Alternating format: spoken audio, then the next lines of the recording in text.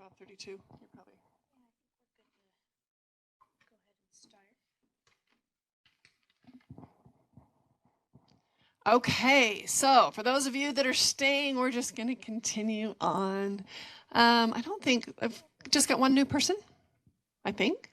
Yeah, because Joseph's here. We're all good. All right, we're going to go ahead and get started. There's a lot fewer hard cost contracts than there are soft cost contracts. Some of this information is the same. So I know that you've heard it twice today, but it just means that it's going to be cemented in there really, really good. Do you want to go ahead, Amanda, and move that on?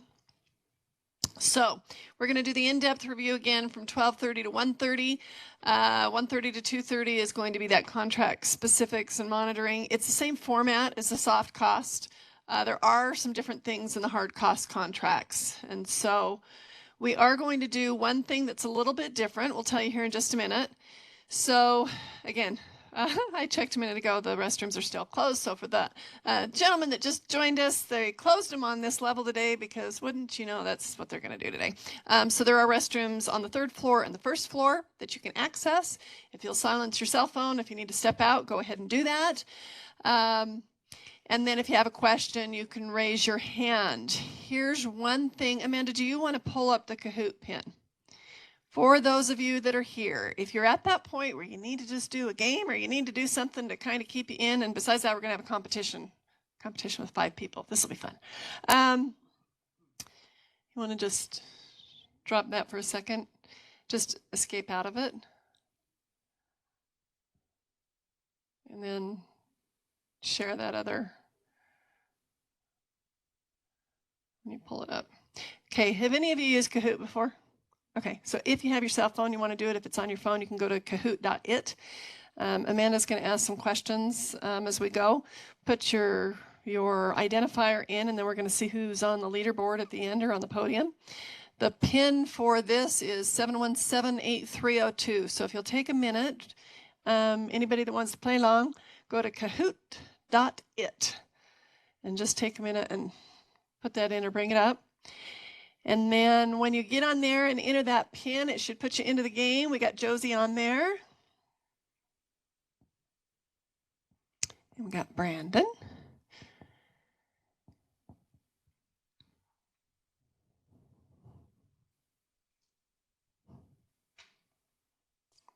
And Anthony.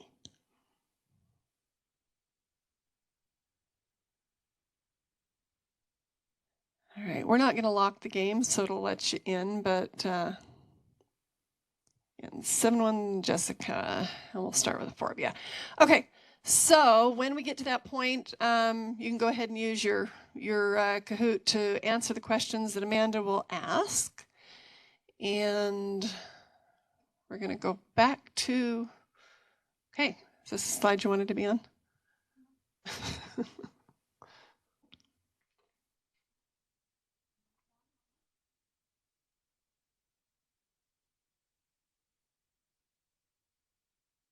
So if we can get through this at the very end, I think the only one, we've got one kind of a pre-recorded thing on program of compliance that will be at the very end. We're going to give you guys a break before then so that you don't have to sit through that again.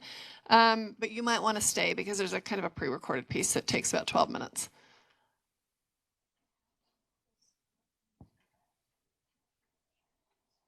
Yeah, you can't do it while it's, you got to share the screen while it's.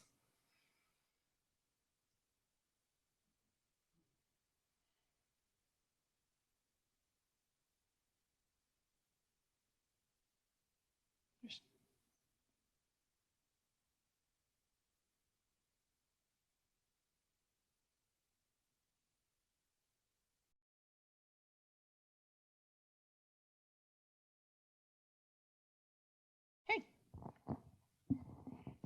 Okay. Thank you, Karen.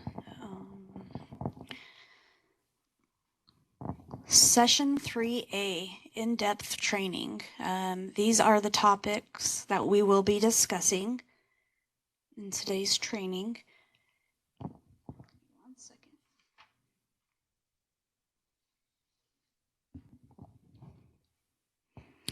Just a reminder, we are surrounded in rules and paperwork. A few things to be aware of are the CDBG general requirements, the Section 3 and Davis-Bacon reports, and labor reports, and the statistical reports, and then the environmental review.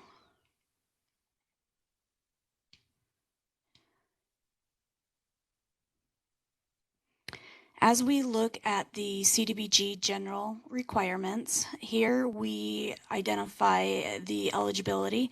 What you'll want to be aware of is the national objective. Where is the project located? Who is the project going to be serving? And where are those clients coming from? Are you able to document and track the data that will be required for these activities?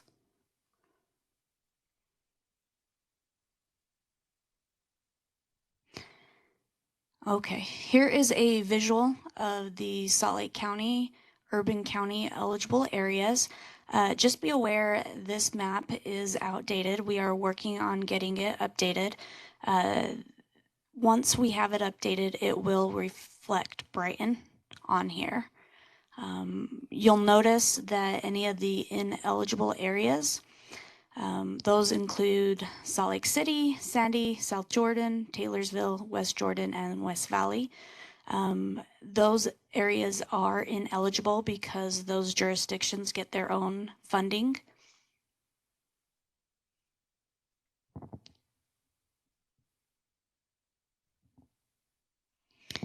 Okay, when we're looking at collecting data, we would like you to ask yourself, which clients are we counting and how are we counting those?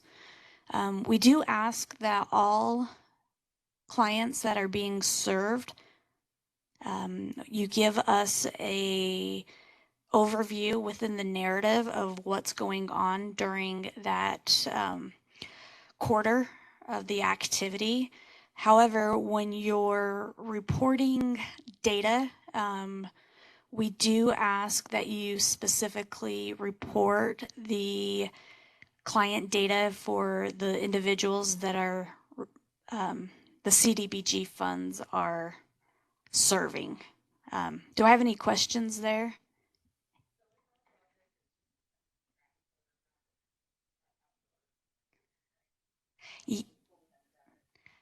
Yeah, so depending on the type of activity, for example, Mill Creek, it's a area benefit, and so that's going off of census tract data. And so there's a few other things that we look at.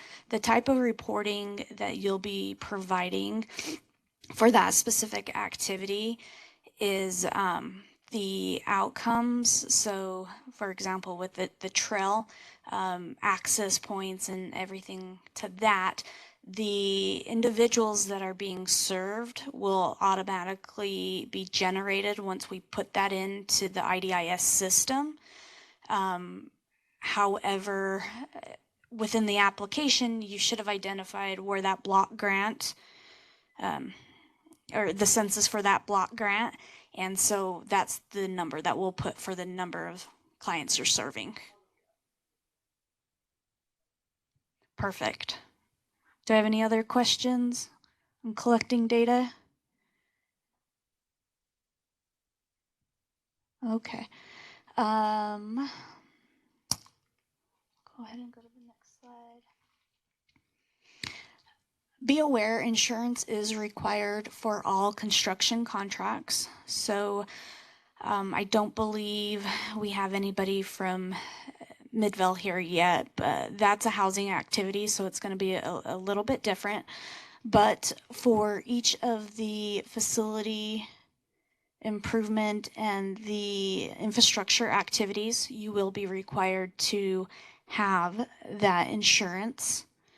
You will be required to have Salt Lake County listed as an additional insured, and you'll want to make sure that those insurance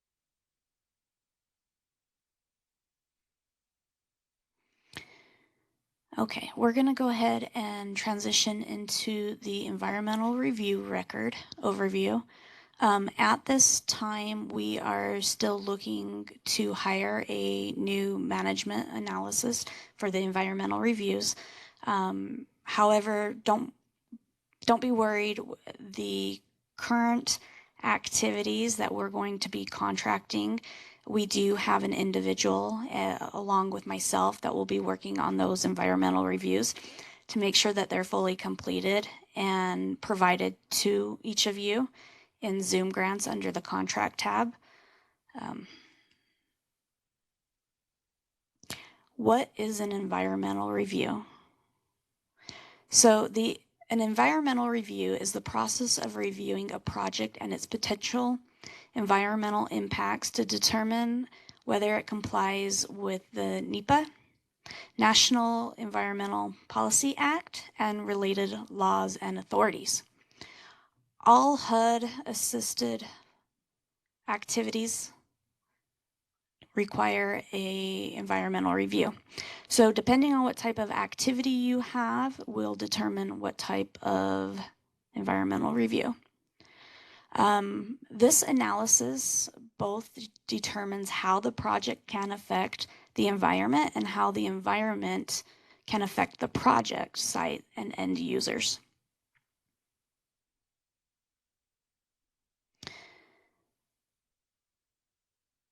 Your contract cannot be signed until the environmental review is complete. Again, that is not something that you need to do on your end. Our staff is taking care of that.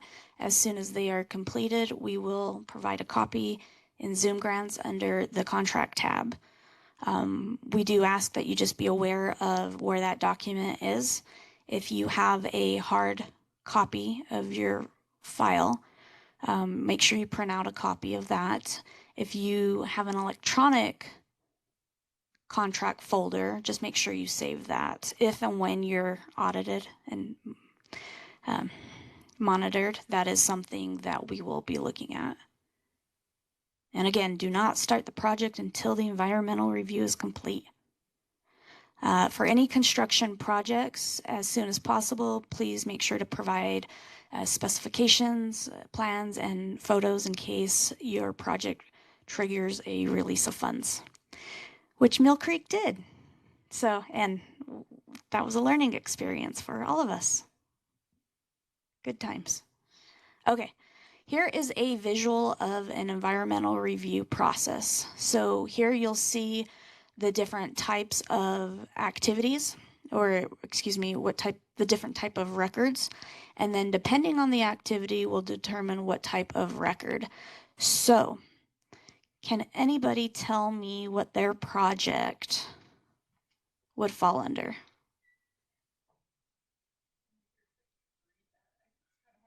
Oh, nope. Okay. It is hard to read. One thing I'll just point out, I'll answer my own question. So for example, Mill Creek we had to go in and do an environmental assessment. That environmental review record took months. That's why I was kind of excited that that's been done. For an activity that is categorically excluded, not subject to, would be, for example, like assist. Again, here what we're looking at is how it's affecting the environment and how the environment affects the activity.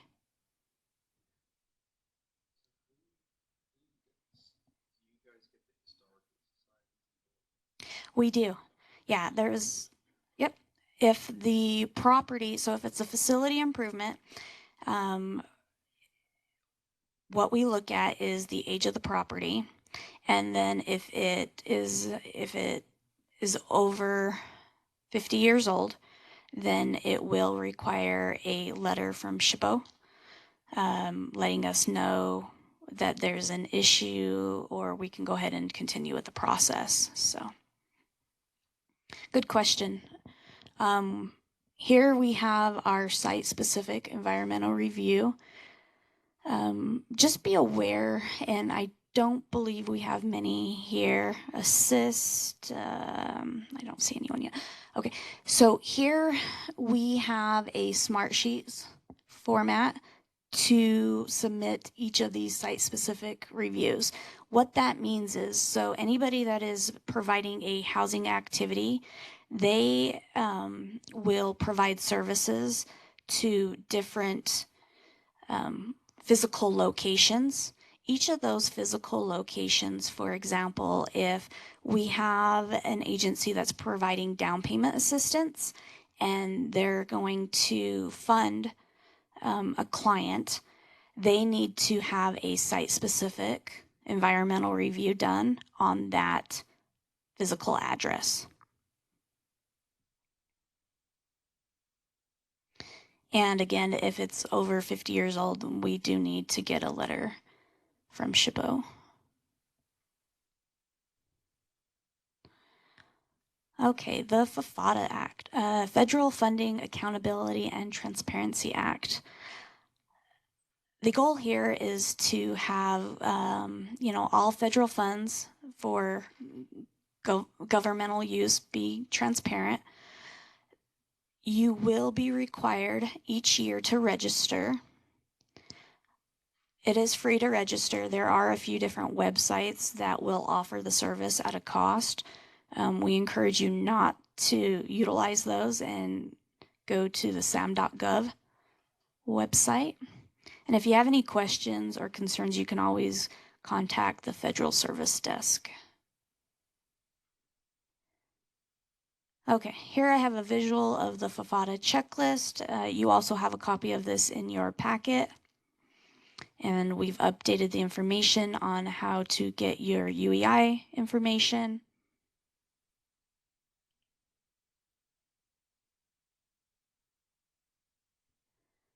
Okay. So the supplier vendor management form, in the past we had a hard copy that we would have you fill out and submit back to us. That process has changed. Now we do everything through an online platform, which is PaymentWorks. So anybody that is a new vendor, we need to make sure that you're set up. If you were already set up as a vendor prior to this transition, the information should have transitioned over to the new program. If you need to update anything, then we can go ahead and send a request through PaymentWorks to get any updated information. So for example, if your bank account, let's say you are changing your banking account to another bank, and we need new routing, account information, this is where we would do that.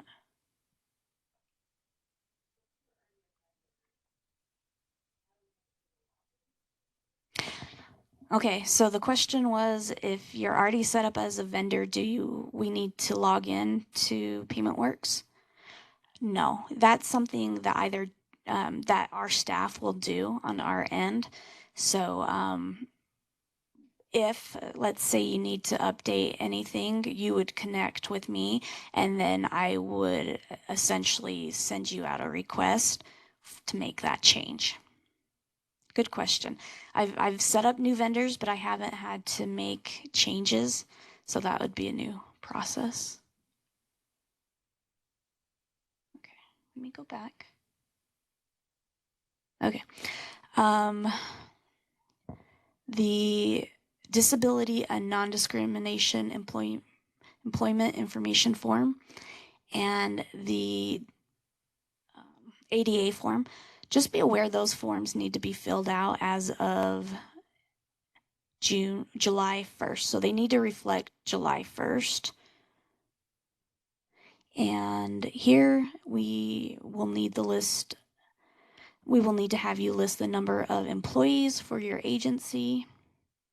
The main goal of this form is to be informational, informative on the contact person and accessibility to your facility.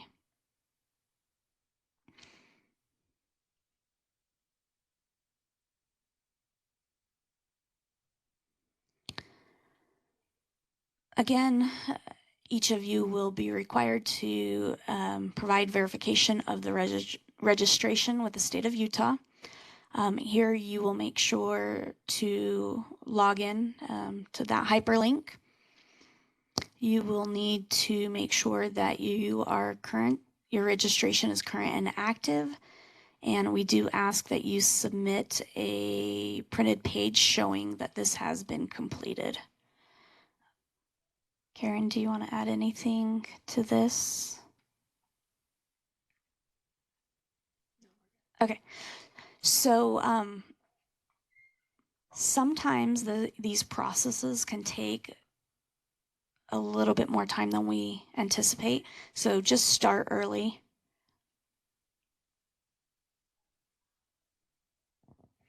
Okay, uploading documents to Zoom Grants. Each of you should have access to Zoom Grants. If you don't, please let me know. When you are logged in to Zoom Grants, you will see tab 6. Anything that is labeled contract prep, you will be required to upload a document. If it's not applicable, just go ahead and upload a really good recipe for us. Yes. Well, the goal is to get those in before July 1st. We need to have the information that's provided on those forms need to reflect July 1st. So I know that's a little confusing. Yes, we're asking you to date them July 1st, kind of estimate what that would look like and get them submitted as soon as possible. If for some reason we find out, oh, you know, I filled this out completely wrong or I missed something, we can always make that adjustment. We just want to make sure that Dan and I have documents to start reviewing prior to the contract one-on-ones so that we make that meeting, you know. And I'm going to say use a target of June 15th, which is only a week out, to get your paperwork uploaded. The reason for that is then the one-on-ones need to be scheduled because we want those contracts ready to execute or to put through that process on July 1st. That only gives a 2-week window after the 15th to get everybody to have a site visit and to get one-on-ones. So I'd use the 15th as your target to get all of your documents uploaded. Yeah, and you know the beautiful thing is you don't have to wait for another environmental. I know. Good thing. Okay, great. Additional reference documents. You can find this information in 2 different resources. One would be the Zoom Grants Library. That's going to be the most updated. The second would be our Housing and Community Development website under the Applicant and Provider Portal section. Just be aware we're in the process of getting some of our website updated. So some of the trainings that are on there are from prior years. Within the next week or so, we will have updated information on our website.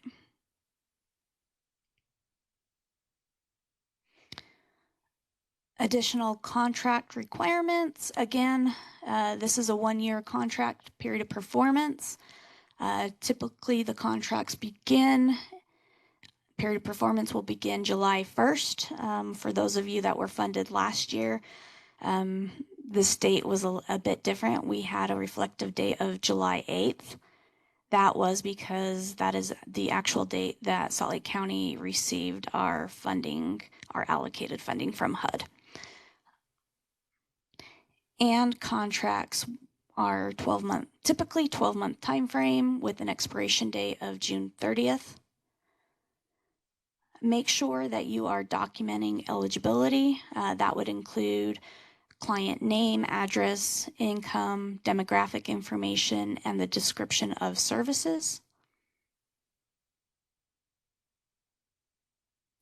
One thing that I want to add here is when we start looking at reporting quarterly, if you say that you're going to serve or that you've served 10 clients, we need to know what the race and ethnicity is of those 10 clients, as well as the income and access to the services.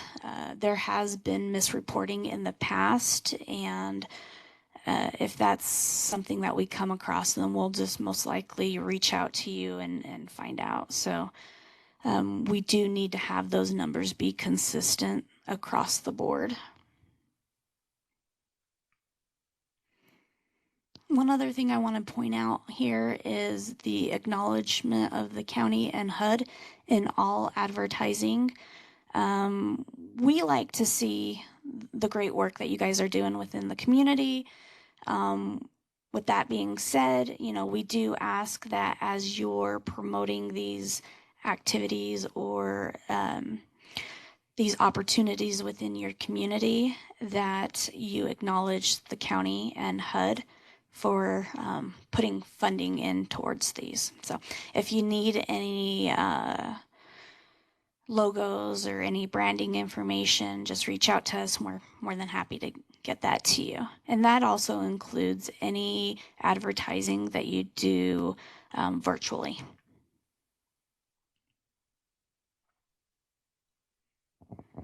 Additional contract requirements.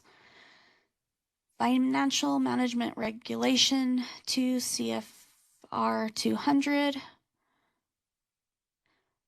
We do have, if you have specific questions or concerns, want to kind of do a bit more of a deep dive in that, you can look in the library section, and we have a printout on that.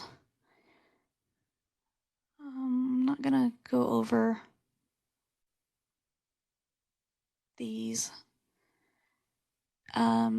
Here is an example of an end-of-cost rate certification.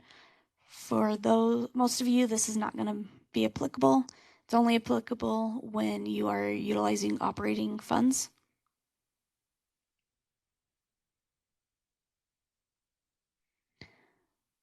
Additional contract requirements and areas of focus. Please make sure that your intake forms let me back up. Please check your intake forms to ensure that you are collecting accurate data. This would include demographic information, disability, and single head of household. In prior years, we've looked at single female head of household. We are now looking at other single head of household. So for those activities that are an area benefit, that information most likely is going to come from the census track. For those that are serving clients from different jurisdictions, you'll just want to make sure that you update your intake form to reflect that. And again, ask yourself, are we collecting this information in a form that will allow us to report correctly? It's very important to document income eligibility. We do have the new income limits available. Those will be effective later this month. So for the contracts that will begin July 1st, we will utilize those income limits, and we'll go over that in just a few minutes. For those of you that are providing a housing program, please be prepared to discuss in the contract one-on-one. Here is an example of a program process flow chart. The goal here is to be able to identify the process that a client would follow from start to finish. So if they were looking at receiving services, what does that look like, and the time frame that would take. The benefits of this, this helps our staff understand the timeline for the projected numbers. It also gives us a way to facilitate a two-way discussion to help everyone better understand the program requirements. And again, the goal here is to ensure the key milestones are not being missed and program is able to spend out funds timely. So for all of the other activities, you will have a Gantt chart and we'll go over that more in detail in the contract one-on-one. In each of your packet, I believe it's the second page on the right-hand side, you will see a printout of the Zoom Grants application, and it will have a section that identifies that timeline that was potentially proposed within the application. So use that to review, and then we can make adjustments according.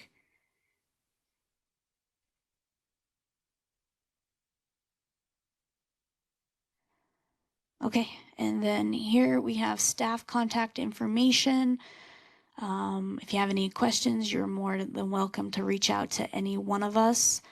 If it's specific to Davis-Bacon, you'll see here we have an email address for Davis-Bacon specific and a phone number.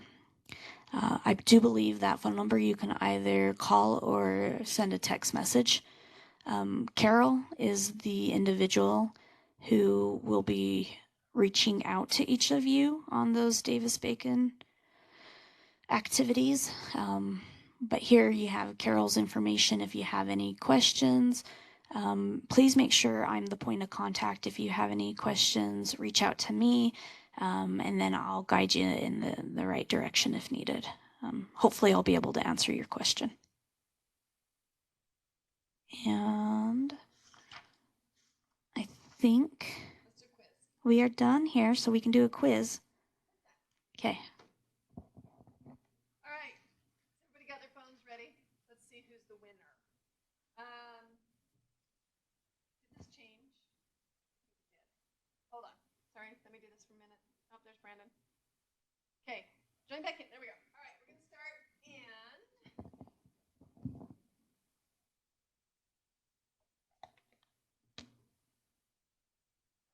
3, 2, 1.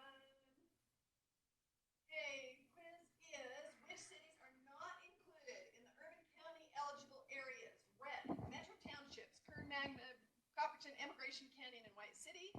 Blue, Salt Lake, Sandy, South Jordan, Taylorsville, West Jordan, and West Valley. I'm not sharing my screen, am I? It's the PowerPoint. Oh. Sorry, hold on. I got stuff that you're not seeing. It's cool stuff you're missing out. There you go. All right. Okay, or gold is unincorporated urban county and green is town of Alta.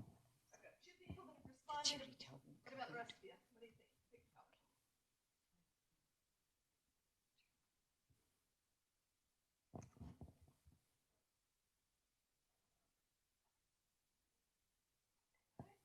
Move forward to the next one. Scoreboard. Josie, 773. Jessica, 729. By the way, we've never figured out why you can do the same answer and get a different score. We think it's related to time. So, all right.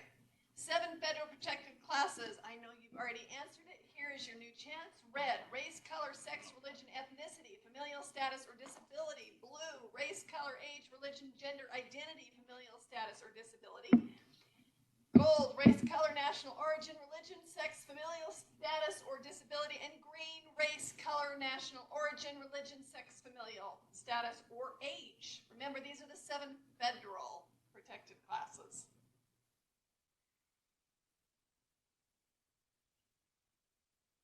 This has 20 seconds before it goes, but. Okay. Change. Don't know why they didn't change. I'm not even going to understand what happens, but we're going to go to the next one. 3 of 18. Okay, you guys should have this like down pat by now because it's like your 4th thing. Okay, what are the 3 additional categories that Salt Lake County includes? You can pick as many as you want on this. This is a multi-select. Ethnicity, gender identity, age, and sexual orientation. 6, 5, 4. And the answer is everything except for ethnicity. Okay, next.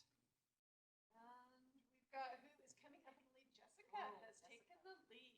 Okay, next we have, again, this is a multi-select. Can you identify which type of environmental review project will require. If you put yes, red, yes, it's easy peasy, blue, no idea, gold, maybe, green, all I need to know is I don't start my project until my ERR is in Zoom grants. Pick as many as you want.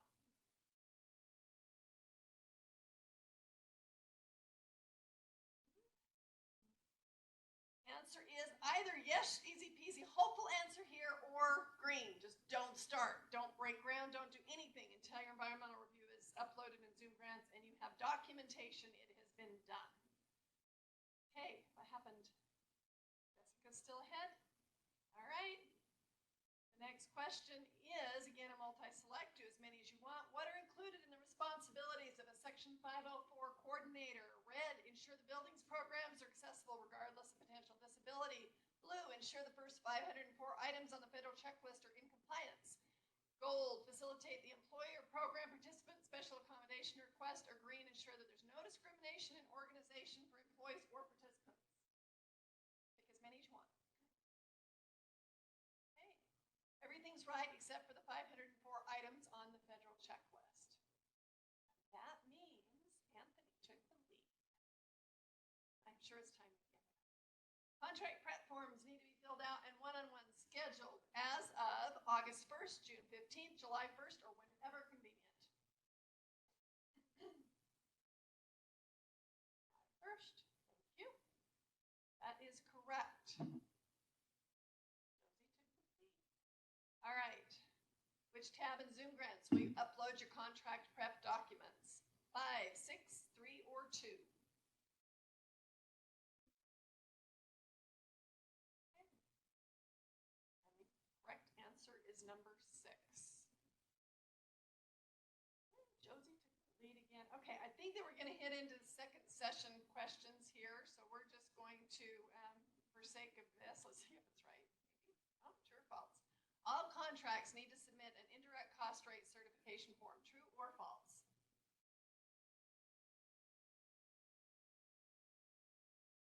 That is false. You do not need to, only if you need, if it's operations cost yet, if it's just a hard cost project, it's not going to apply. Okay, Josie, you have got hot fire burning next to your name now. 4,070. All right. Next question is multi-select. Insurance is required for blank and blank that are more than $50,000, vehicle purchases, all service contracts, all construction contracts, and key employee salaries. This is multi-select.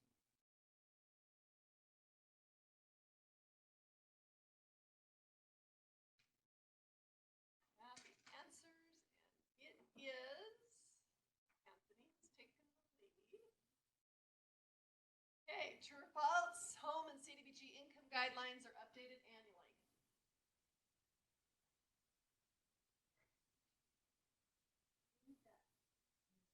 I know. I could probably get on my phone. True. That is true. Hey, and Anthony is still in the lead. We have next, true or false, demographic details for all eligible clients will need to be collected and reported quarterly. True or false? That is true. Okay, what's happened? Anthony is still in the lead. Hey, number 12, both the quarterly and statistical reports are due how many days after the quarter ends? 30, 15, 7, or 60? And the correct answer is 30. Anthony's still in the lead. True or false, quarter reports are optional. It's a big false. All right, Anthony still in the lead at 83, 81.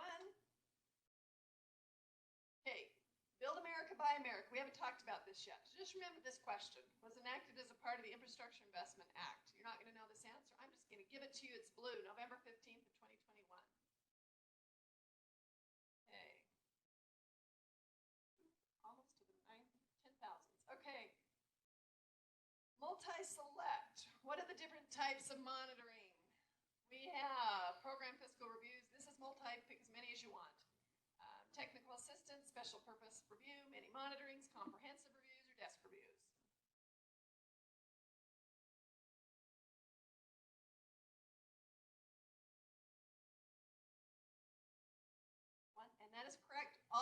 we have all different kinds of monitorings that can happen. Anthony is still ahead at 10,309. True or false, you will be required to submit all contract prep documentation prior to scheduling your one-on-one meeting. That is all true. And next, almost to the end. Okay, these are repeat questions. Contract prep forms need to be filled out and one-on-one scheduled August 1st, June 15th, July 1st, or whenever convenient. If you got this right before, if you didn't, that's great. All July 1st. And we are to the last question. Jessica took the lead there. Okay, last question.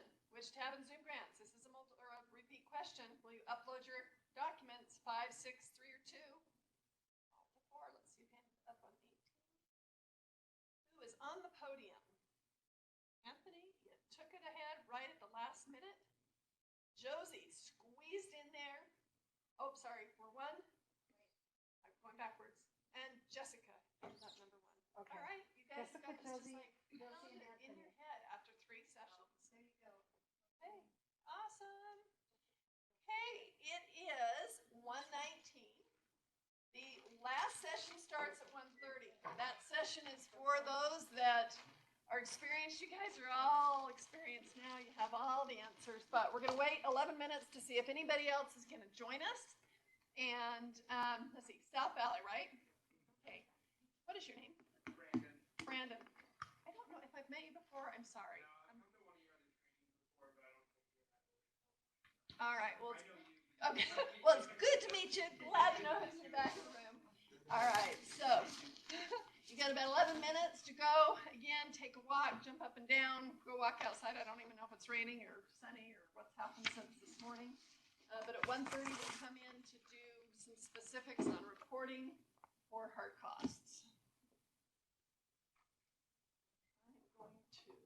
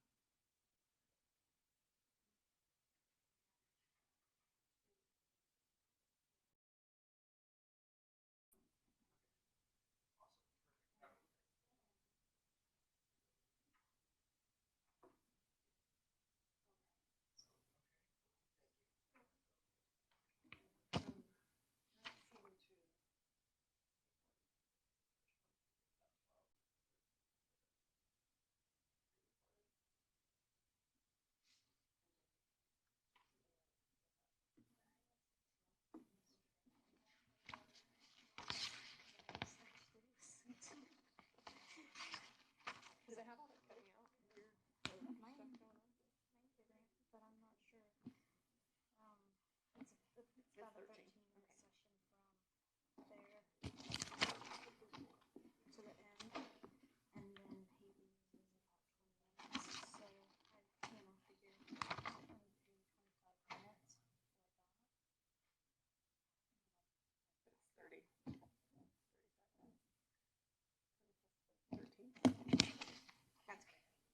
Yeah, 25. Sorry, I can do that now. So what I'm saying is you've only got one person that needs to see those last 2. So maybe what that is we send him with those if we need to and take the time that you need to on the reporting or whatever. Anyway, just know that because nobody else needs to watch those. The last 2. Right? Or was there something else? Oh, like Carol's wasn't in the first one. Carol's is 13. But that's 13. So let's just back that one out if we need to. I'm fine, 'cause I don't know how you're going to get through that one.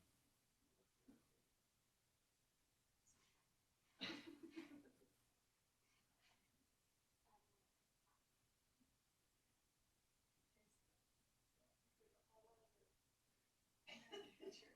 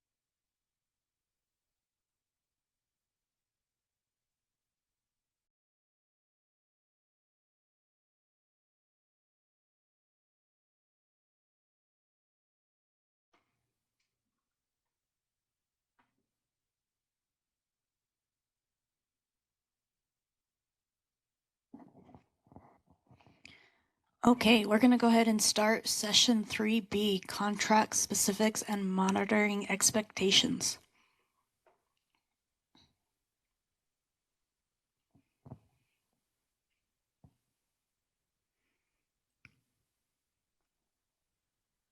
Again, this is going to be a refresher of what was provided, the information that was provided in session 3A, as well as additional new information.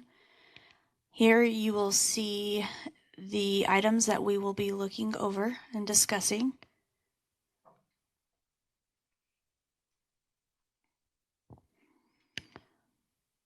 A reminder, and for those of you that are barely joining us, we will have the meeting recording available after the training, and that will be uploaded in Zoom Grants as well as available on our Housing and Community Development website.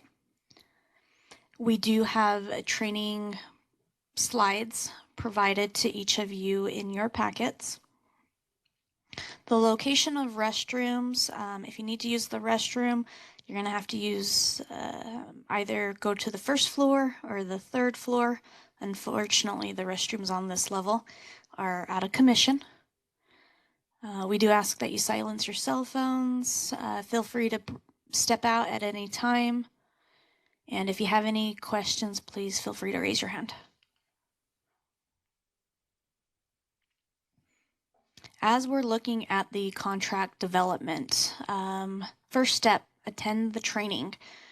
Thank you for all of those of you that are able to attend here in person. For those that are not, you will be required to view the recording. As you are working towards scheduling your one-on-one meeting, there are documents that are required and need to be uploaded in Zoom Grants. We will ask that each of you prepare a revised budget, which includes any updates on other funding sources for the project. And when you are attending that one-on-one meeting, we will finalize the statement of work. We will review and finalize the Gantt chart and work towards getting that contract drafted. Once we have the contract drafted, and that's something that we do on our end,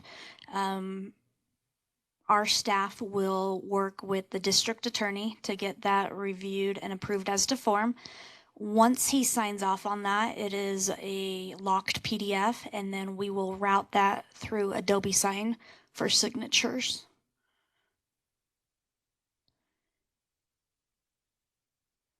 And once we have a fully executed contract, we will provide a copy in Zoom Grants under that post-decision tab, contracts. What are our next steps for contract development?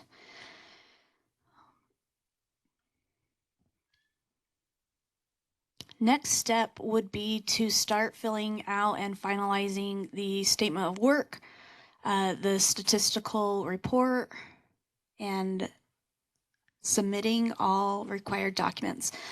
Dan and I will need to have the documents submitted prior to the one-on-one so that we have the ability to review these documents ahead of time. In your packet, you will have a checklist of the documents to compile. Please make sure that you have the information you needed to complete these forms, and you will upload those on tab 6. We do ask that you reference tab 5 to check out and verify that your staff knows what is checked on as far as organizational compliance. And be prepared. Again, make sure you have that revised budget and any additional funding sources. At the time that the application was submitted, we ask you to give us kind of a tentative on what those funding sources are. now where we're at within the time frame, you should be able to tell us of what's committed and what's non-committed. And again, please submit these prior to the meeting. Insurance is required for all hard cost activities and any service contract that is more than $50,000. Please make sure that Salt Lake County is listed as an additional insured. And you'll want to make sure that your certificate of insurance reflects the period of performance time frame.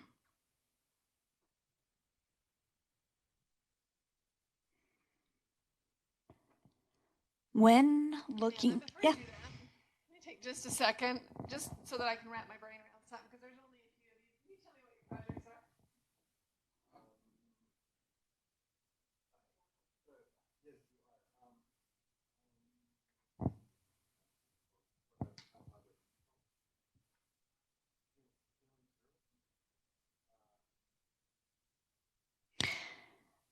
Remind me, you're with Rape Recovery, right? Okay, you're a community and support service contract. Right, so you can still listen to this, but this will be geared towards the hard cost. I just want to make sure that when we're talking about reporting stuff, that we don't get people so confused. All right, Perfect. that's awesome. Josie, I know what yours are. Let's see.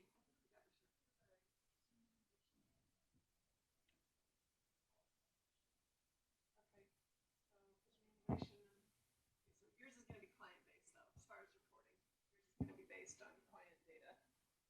MSD is going to be based on census. It's an area benefit. Yes. The free strategy sidewalk.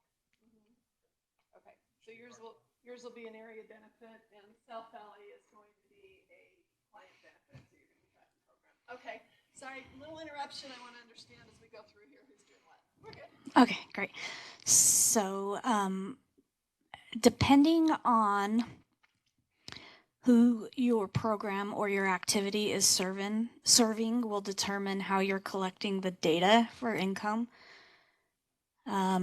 Here you can reference the HUD Exchange website and just make sure that you are providing the data in your quarterly reports.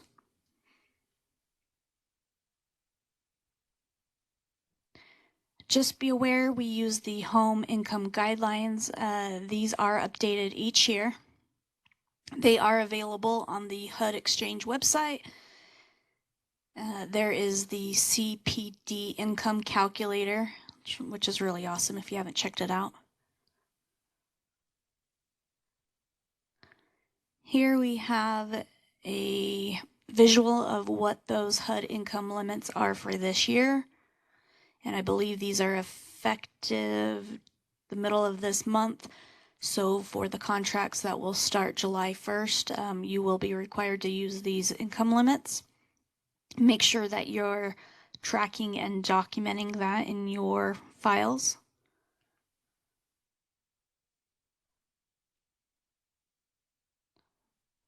In the packet, each of you have a checklist of the contract prep documents that need to be submitted.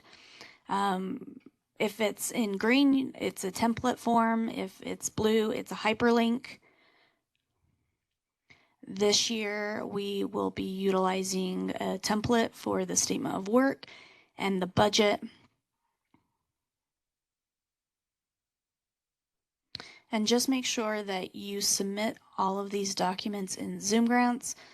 If there is a placeholder under the contract prep section that's not applicable, just go ahead and put an A, not applicable, upload that document, or you can give us a good recipe, whatever you want to do. Just let us know, excuse me, let me rephrase this. You'll just want to make sure that you address that item in tab 6. So if it's not applicable, you're still going to be required to upload something. Just go ahead and upload a generic document.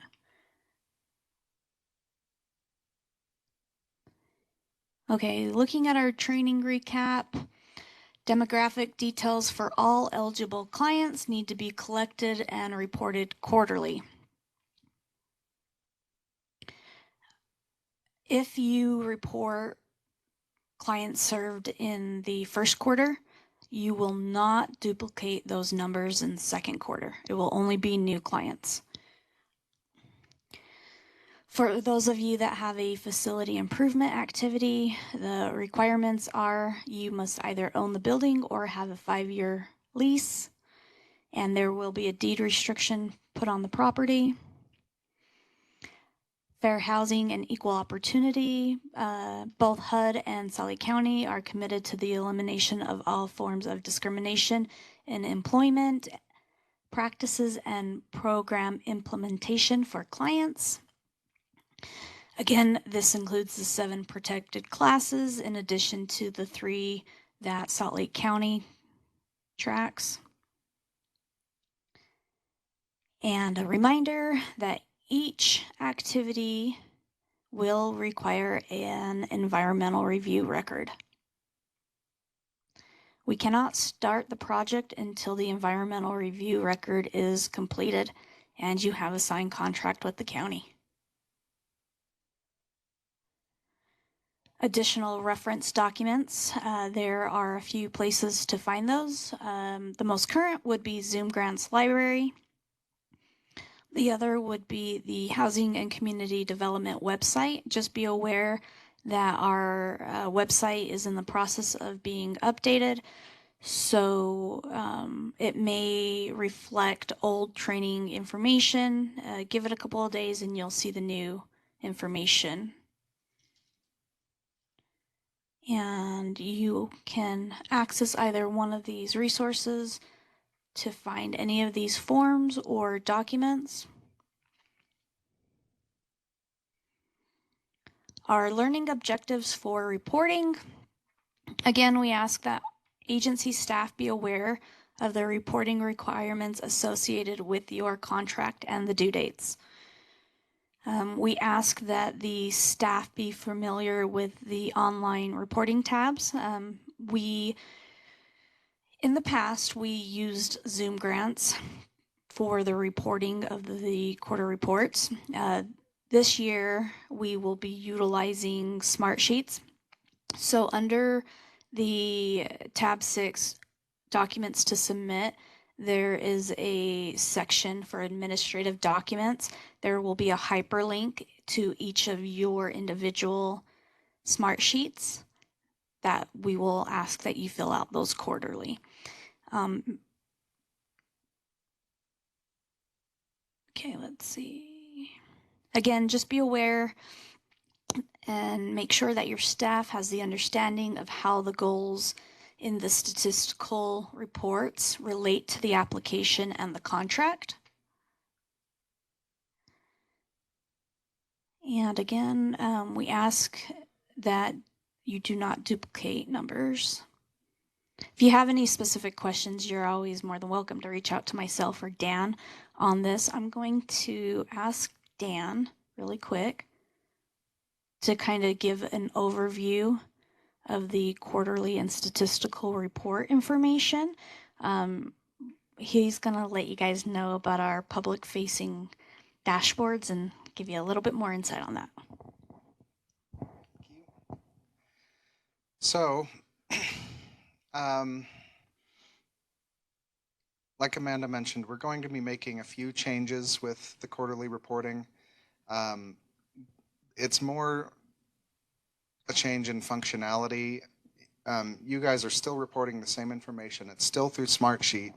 It's just going to look a little bit different than it has in the past. We're hoping it's a little more streamlined, a little more simplified and user-friendly for you guys, and will in turn give us better data so that we can do some cooler things with it. We're hoping to have some more public-facing information, a dashboard that we're able to show the general public and show you guys what these programs are accomplishing and who the people are that are being served, just to be able to visualize that a little better. In addition, you'll each be having your own dashboard as an agency that So you'll still go to the same place in Zoom Grants on your tab 6 where your links have been for the last couple of years to get to your reporting, but there's just going to be one link and it's going to take you to your personal dashboard for your agency. And from there you can see your current numbers that you've reported. You can see what reports you filled out, what reports you haven't, and you can go directly from there to either inputting your quarterly report or inputting your statistical report. So we're trying to localize everything into one place for you and hopefully get some better information out of it for both sides of the equation. As usual, the quarterly and statistical reports are due 30 days after the end of the quarter.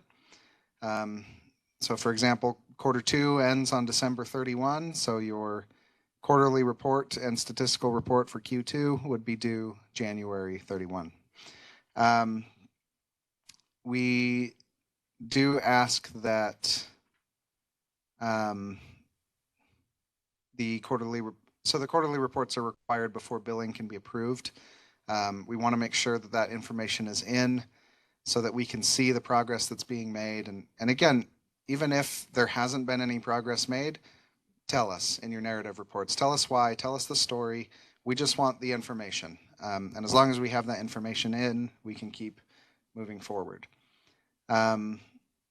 Also, please make sure that whoever is doing the reporting for your agency and whoever will be entering those in is on your Zoom Grants account and is listed as a collaborator and will be getting all the information from the Zoom Grants emails, etc. Yeah. Thank you, Dan. Okay, looking at required reporting elements. Please make sure you are collecting the following.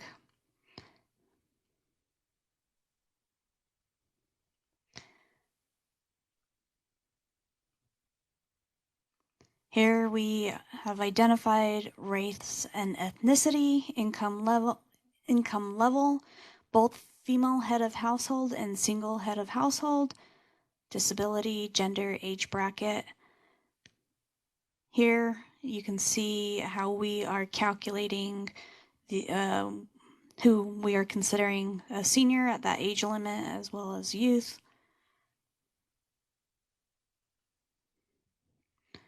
A few common reporting issues that we've seen in the past. Misreporting in the Hispanic Latino category. If you say that you have 20 clients and 10 of those clients are white and 10 of those clients are black, you will be required to identify out of those 20 how many of them consider themselves Hispanic Latino. Please do not guess this information. It should be reflective on your intake forms if you're providing services for the facility improvement projects. Again, looking at how and what clients you're serving. If you're serving individuals within the community and it's based on a direct client benefit, we will, need this information. If it's reporting and it's an area benefit, it's going to come from census data.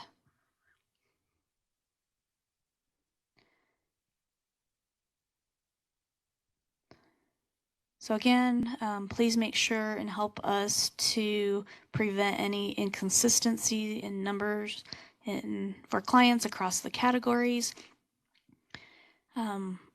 Make sure that you are not duplicating leveraging dollars within the report time frame.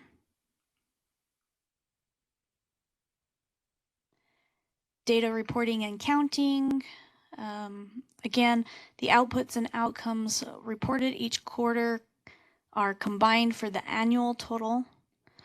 Please make sure to report all clients served in the first quarter, and then subsequently, the quarter reports should only reflect new individuals being served.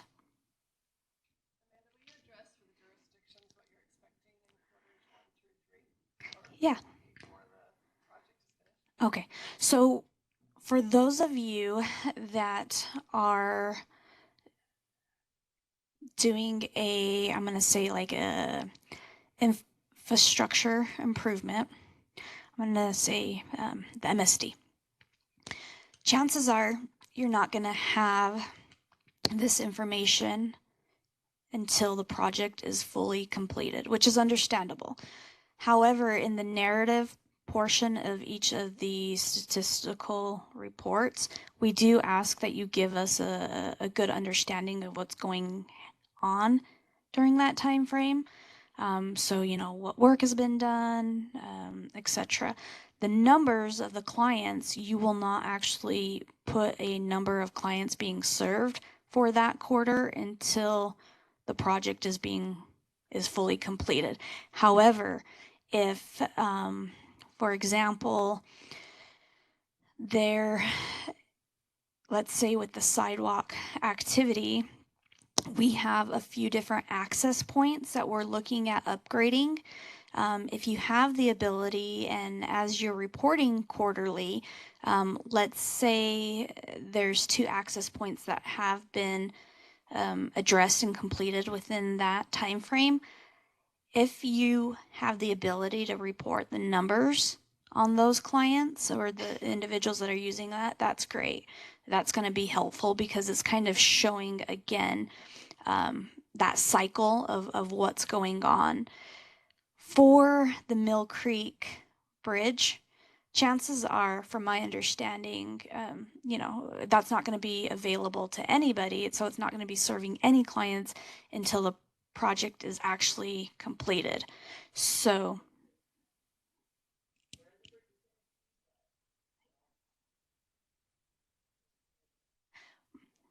yeah, so great question.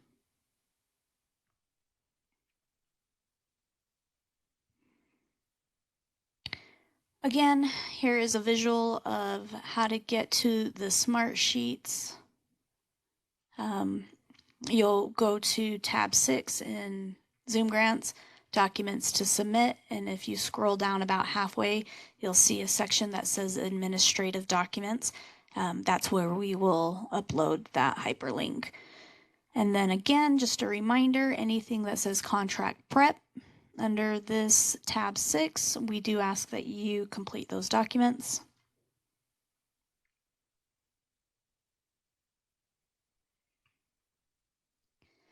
We aren't going to do a walkthrough on the quarterly reports or the statistical report at this time. I'm going to go ahead and open it up for questions if anybody. Yeah, Jessica. Good question. What is a Gantt chart? Anyone want to answer that for me? No? Oh, okay. Yep.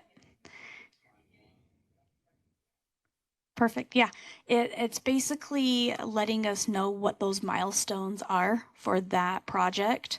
And so we have a format that we use. It's plugging in dates. So just the different phases. When the activity goes out to bid, when construction starts. And so it's a timeline that we utilize to look at to make sure that the contract is being completed in a timely manner. However, with that being said, oftentimes, you know, there's a little bit of an adjustment on timing. We just want to make sure that we're communicating on both ends. Do you want to add anything? No, but here's high hopes. High hopes for this year. We're going to get fully staffed up at some point in the next few months. That's high hopes number 1. High hopes number 2 is when that happens, all of your reports right now currently go to a dashboard that we see internally. So our department director, our division director, we show it to them and they see it. So here's what's happening on that.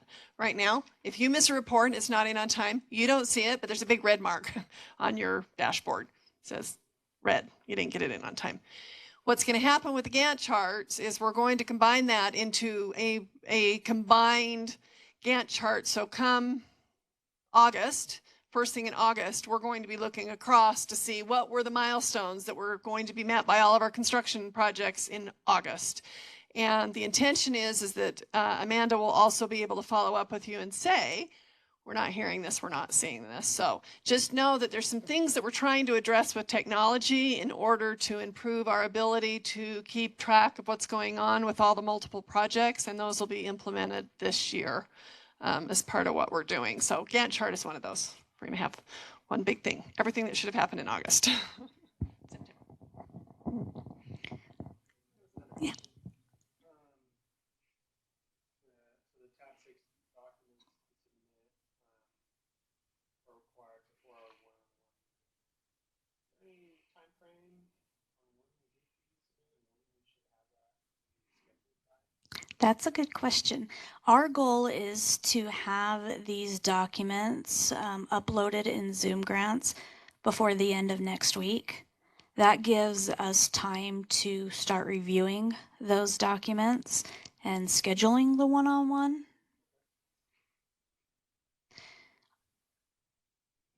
Something that's going to happen for those of you, First Step House is one. South Valley, this is going to impact. Rape recovery, we've already talked about it. But when Amanda sets up the one-on-ones, she will be doing a program monitoring as well. That's not going to impact our jurisdictions as far as Milk Creek and MSD. But what she will be doing is, for example, First Step House, you've got 3 contract managers. Yeah, you. You got 3 people you're So you've got Dan, Amanda, and Maria, all 3 of them. They will be coming together, trying to do that together to meet with you, and they're going to do some deep dives down into the reports you've put in the past. So even on your hard cost projects, Amanda's going to take a look and say, oh, let's see what was reported on the 411th Street project, and let's dig down for a minute so that we can understand and make sure and do some technical assistance to make sure that everybody is collecting and reporting the way we need that done. So just kind of a heads up. Plan on about 2.5 hours. First Step House may need about 3 to get through as many. But know that that is going to be part of that on-site.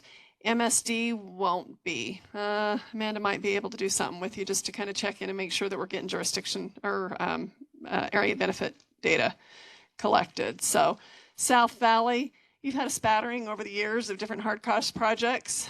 I don't think you have a soft cost project this year. Not this year. Okay.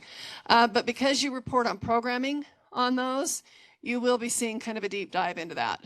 So quick question. Let's just ask a question while we're at it. South Valley, you're looking at income. We come out and we're going to say, okay, show us your income requirements and whether or not you're meeting the whatever you've had SSBG and CDBG. This one's CDBG, so it's going to be at or below 80%. But you're reporting on 50%, 30%, and 80% for your levels. So where are you going to pull that information from? How are you getting that on your domestic violence survivors?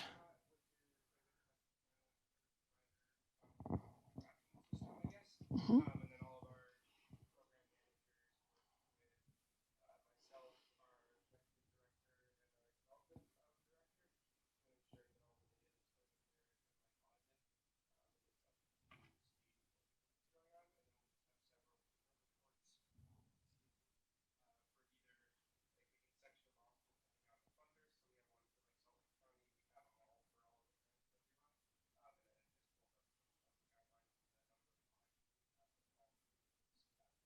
Okay. So, and this is just a curiosity question for me, for everybody. So how do you collect data on income from your clients at South Valley? Okay. So they're just identifying where they're at on there.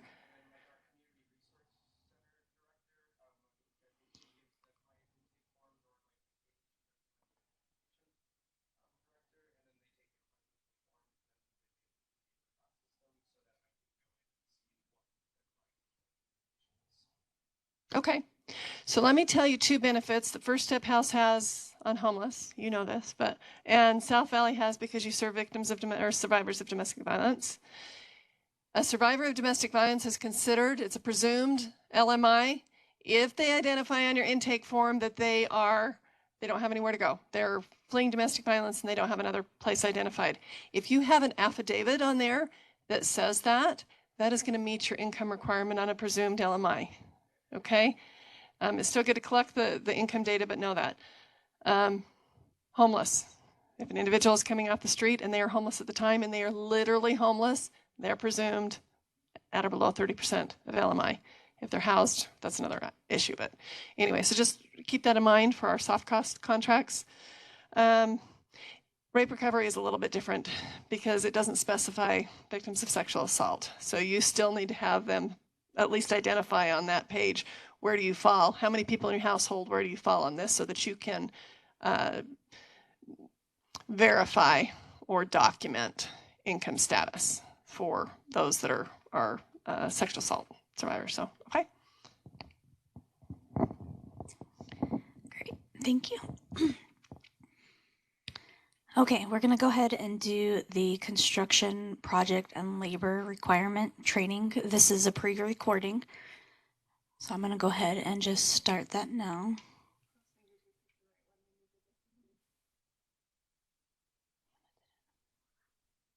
I think it's the sharing issue, Karen. Give me one moment.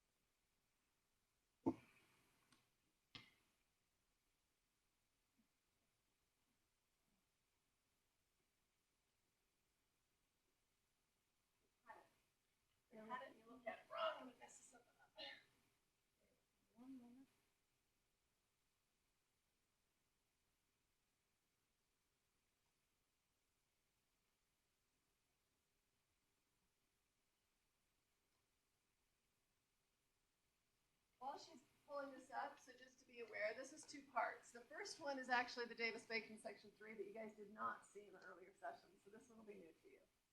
Following that, we're going to give you a break to doing Q&A, and then all of you except for MSD and South Valley, there's a part that these guys have already seen, so we'll play that afterwards because it's about 20 minutes, so we'll play that afterwards. So.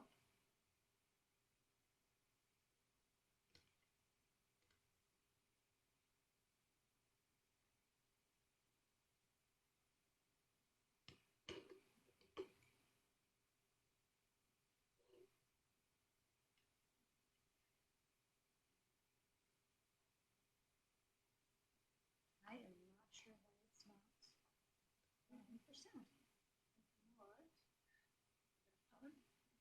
Pull it up on yours.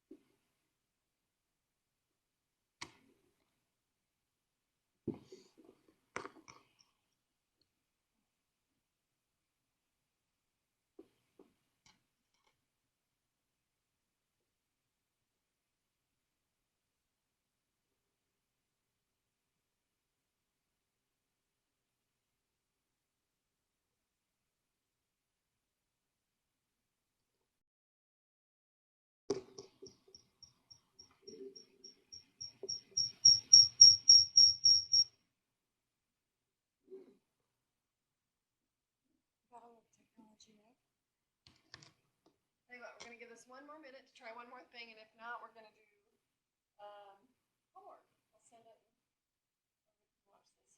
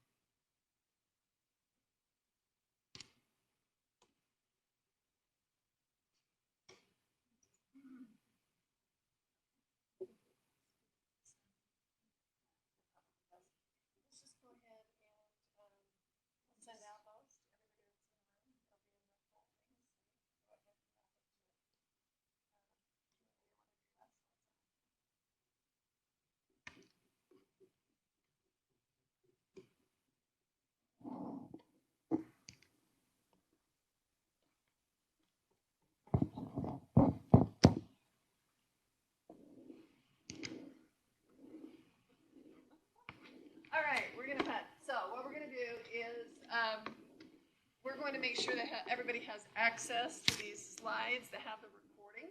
They'll be available on Zoom Rants. We're going to have to test that out. I'm not sure that file size is going to work to upload, but we're going to try it. And there's two pieces that are left. One of them is the Davis-Bacon in section 3. So Carol pre-recorded that. That's something, please, please, please, with your hard cross, listen to. We're having some issues this year with bidding and some of the other things that are covered in that recording. The other thing is the program compliance, which you all saw earlier. It's the end of it, and that's about a 20-minute. Hello, and welcome to the construction project. HCD's job is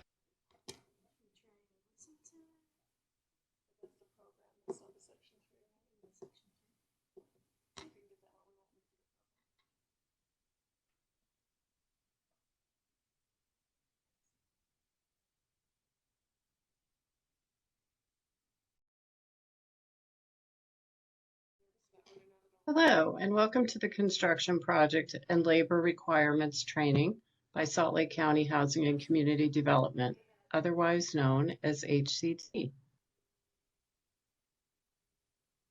HCD's job is to ensure fairness, that the procurement process is fair to all potential bidders, that there's no collusion among potential bidders and/or the agency, that workers are paid fair wages, that Section 3, which is low-income workers and businesses, as well as disadvantaged businesses such as minority and women-owned businesses, are invited to participate.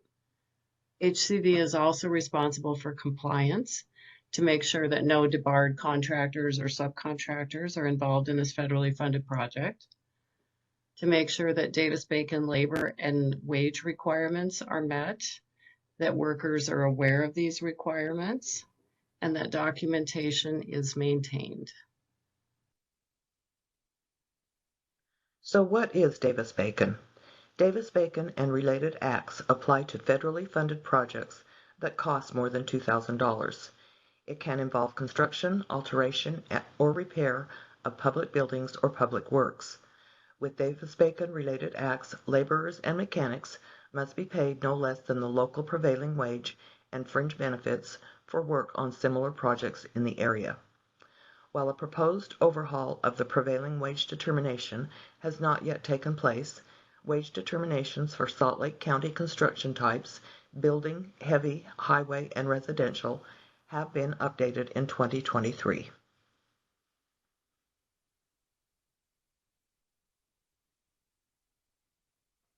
So your responsibilities are to make sure that you have an environmental review in place before any work starts on the project.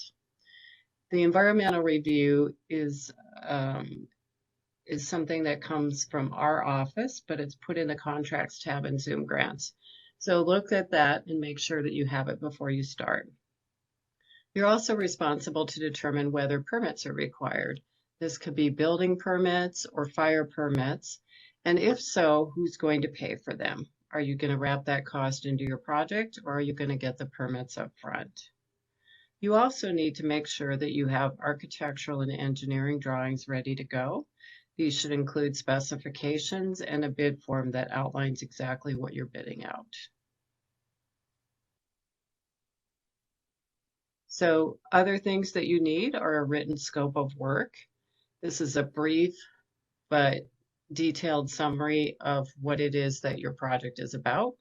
You need a written request or invitation for bids that includes HUD language that talks about the federal requirements.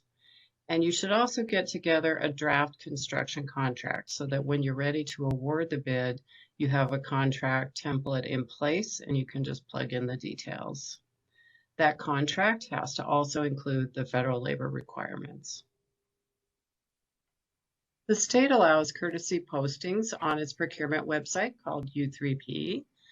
We strongly encourage that you take advantage of this as it casts a much broader net among contractors, thus getting you more bidders to the table. Performance bonds are typically required on these projects. It's essentially an insurance for you on performance. Also, on some of these, we might want to look at a bid bond, which essentially ensures that the contractor will stand by his or her bid. We strongly encourage you also to include liquidated damages clauses in your contracts with the contractors. And this allows you to impose damages, monetary damages, if they go beyond the deadline. And of course, the deadline impacts timeliness in your contract with us. So this is very important. I should note that there are different Section 3 requirements due to a new rule that was imposed a year or two ago. These primarily impact HCD and the contractors themselves and subcontractors, much more so than you. However, it is still HCD's policy to require Section 3 solicitation. So soliciting those Section 3 or low-income businesses when you are advertising your project. And also, we require professional drawings, specifications, and bid sheets for these projects now, just to make sure that you're getting a quality product at the end. Here are a couple of examples of what we're talking about. On the left, you'll see an example of a scope of work, and I pulled out a little section of that just to highlight some of the items that you might see in there. The scope of work is typically provided on extensive projects by the architect or engineer, and essentially it'll discuss in detail the quality and quantity of items that are used for the project, as well as other things such as, procedures on bidding, what they're going to look at in terms of whether the bid meets specifications, etc. On the right, you'll see an example of drawings, which, as implied, basically shows drawings of where items will be placed. In this particular example, I believe it involves street lighting and also some landscaping items. And so you'll see that maybe it shows where trees or bushes might be placed, where street lights are placed. You'll also note on the right that there are notes, and that just gives a little bit more detail specific to the drawings.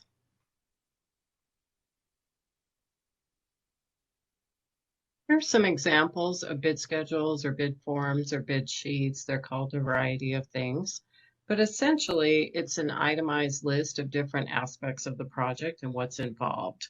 And the reason for doing this is that you want your bids to come in apples to apples so that you can compare them and make sure that everybody's including the same things. Secondly, though, if you do have to reduce the scope of your project because you don't have enough money, this allows you to easily remove sections and still have comparable bids. So you can still compare one contractor's bid to another because you're looking at the cost of the same specific items. You will note on that second pop-up on the right, on the second line, we really encourage you to use some type of language that discusses incidentals so that if you happen to miss some small piece of that on your list, that obviously you will have a functional product at the end. Construction project, labor requirements, and contract negotiations. Everyone involved from your agency, your grant writer, program leadership, project manager, etc., will be in the room during contract discussions with HCD. During contract negotiations, HCD will set up a timeline. This Gantt chart will be formally attached to your contract. It has 4 separate sections. The first is the pre-project section, which talks about things like architectural and engineering drawings, permits, environmentals, etc. The next is the bid process. The third area involves project construction itself. And then finally, there's the wrap-up area. One of the most important things to take away from this training is that you need to make sure that you've checked with HCD before you've paid anything to the contractors. So every time that you're presented with a bill, please contact HCD and make sure that it's okay to pay.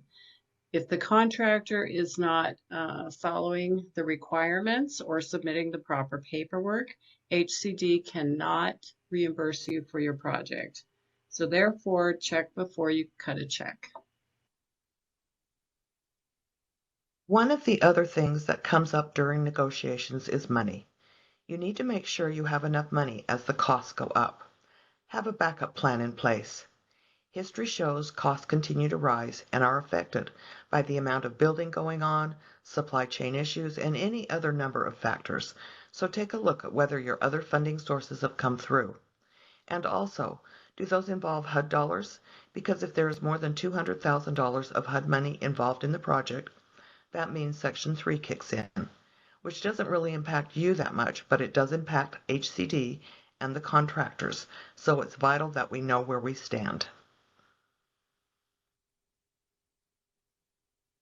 Timeliness is very important, and there are some things you can help control when it comes to the timeliness of the project. First is the contract negotiation stage, which is about where we're at now. We're happy to help with anything that will get your contracts negotiated and signed by all parties. You cannot start work on your project until there's a signed contract in place with Salt Lake County.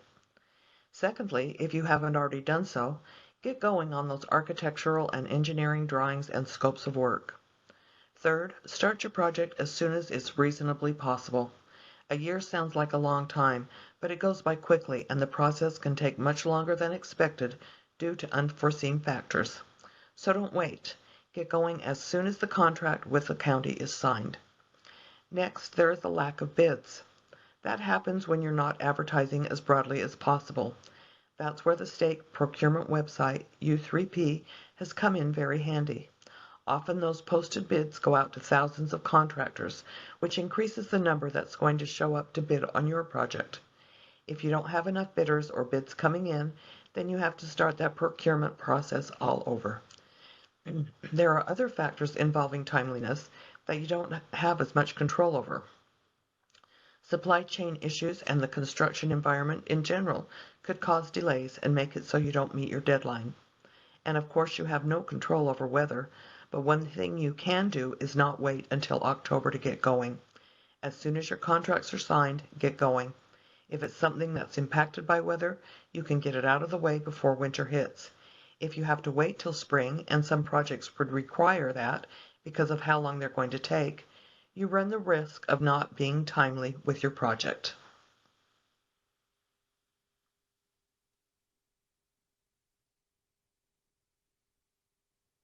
Now, given everything that's going on, more so than ever, time is money. So please get your projects going as soon as possible so that we can have the best outcome. If you have questions, please email them to davis-bacon@slco.org. You can also call or text 385-266-7690.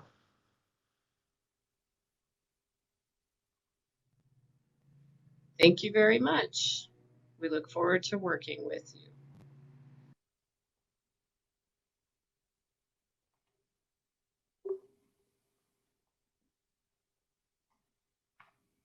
Yay, Amanda got that working. Okay, so let's take a break for just a minute. Not a break, but let's stop for just a minute and see if there's any questions, because we're going to adjourn for Mill Creek and First Step House that have been hanging with us all day long. And then we will restart the last part in just a minute for South Valley Net. So any questions? Any burning things that have come up?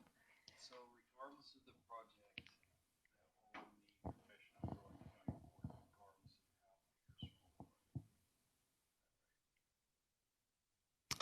how I'm trying to think of any case that you wouldn't need a professional drawing. What's the project? Let's see if there's one that. we're trying to do right now with 411 windows. Mm-hmm.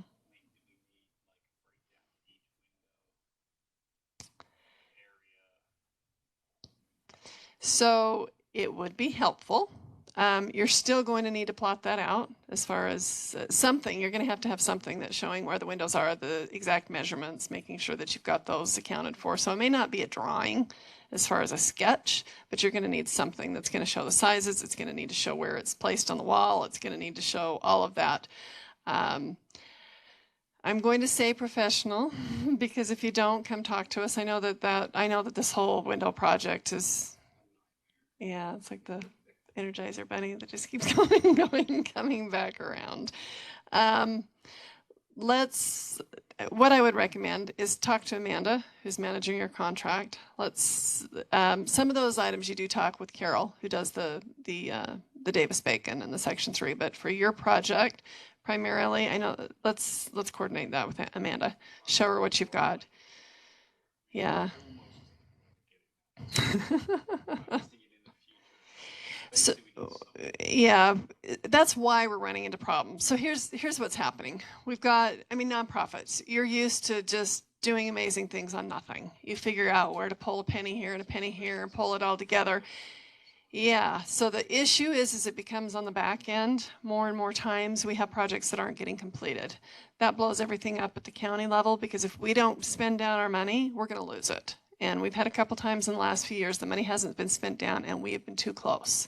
So we need to make sure that the projects are moving on. We know that if you have professional drawings and you have those architecture and everything, the renderings, that the time that you start the project, you're much more likely to finish it within that time frame. So we're going to stick with that statement unless you come to us with a really good reason on something that you're going, what on earth am I going to draw a picture of here? Again, I can't think of it at this moment, but I'm sure it exists. So going forward, plan on it. And then if you just come up with something, let's deal with it on the front end rather than the back end. So, like I said, I'm sure there's something. I just can't think of it at this very moment. Besides the napkins on my... Yeah. So, okay. Any other questions? Okay. All right. Thank you for hanging out with us all day.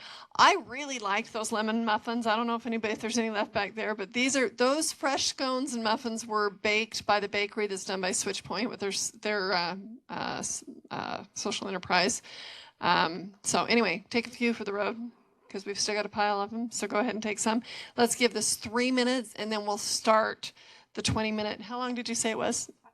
20 minutes. There's a 20-minute one, and we'll just play that for the two of you so that you can see on the program compliance. It's still a good thing for you guys to listen to that one. No, yeah, you saw it on the first time. You didn't? Oh, you might want to. Okay. Just because so our new compliance, Haley, I don't know if you've met her yet, but so Haley kind of looked at that one, and there's a lot of things that she's zoning in on, so it's good to know, because we are really going to focus in and increase our monitoring efforts this year just because we are behind after COVID. So, okay.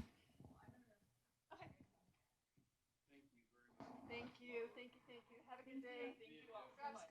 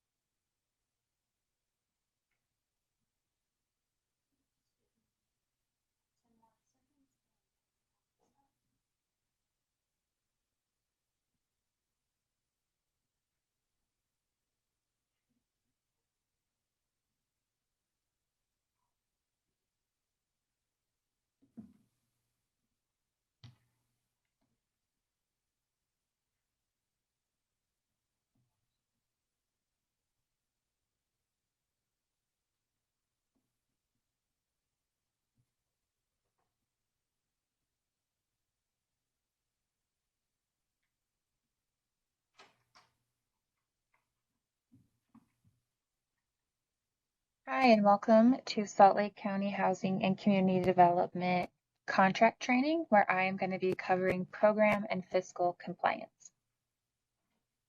Program and fiscal compliance, or in other words, monitoring, is a requirement on us. We're required by HUD, the U.S. Department of Housing and Urban Development, the U.S. Department of Health and Human Services, HHS, the state of Utah, etc. We're required by them to make sure that you're complying with the regulations. We also want to make sure that you're efficiently and effectively using public funds. We are here to provide technical assistance as necessary. And one of the great things about monitoring is that we get to learn more about the great work that you do. It gives us a better understanding of the services that you provide, which helps us in our mission of serving the community. And mostly, it keeps you and us out of trouble.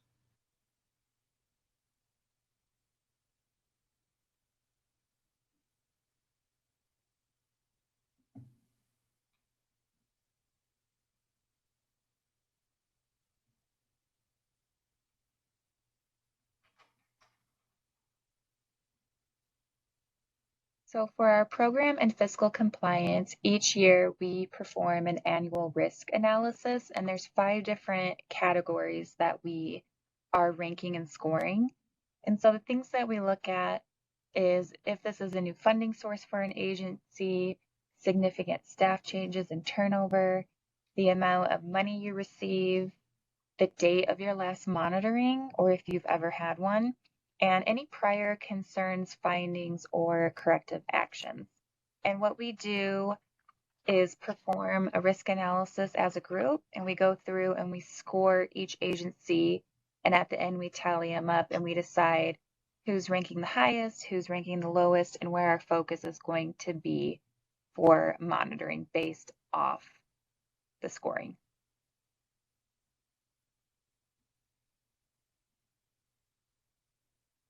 Other things we look at when we do the annual risk analysis include looking at when the last monitoring was done. If it's been a while, you'd be a higher risk. Also, we look at other agencies' monitoring reports, or if there's public information out there about your agency, that's something we would review as well. We look at whether the activity that you're performing for us is risky. The higher the risk score on that.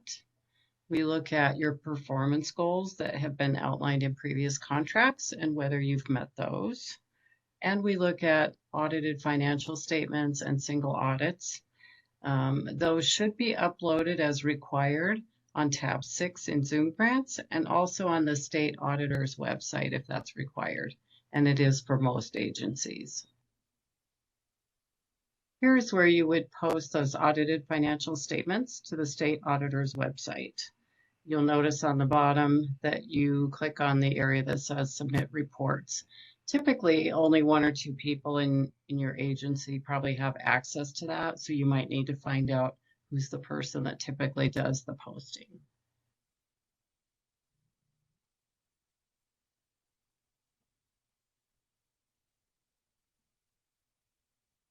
When we are looking at fiscal compliance, we need to make sure that there is adequate oversight of all the financial transactions. And what's really important is that more than one person is involved for dual control, because it's not only going to protect you, it's going to protect your employees. And we're also going to be looking for strong internal controls in your policies and procedures. And again, that protects you against fraud and human error. And then you want to make sure you always have itemized receipts for when you are billing us or requesting a drawdown. And then always, of course, keep backup information for your billings and reports in case for any reason they need to be reviewed.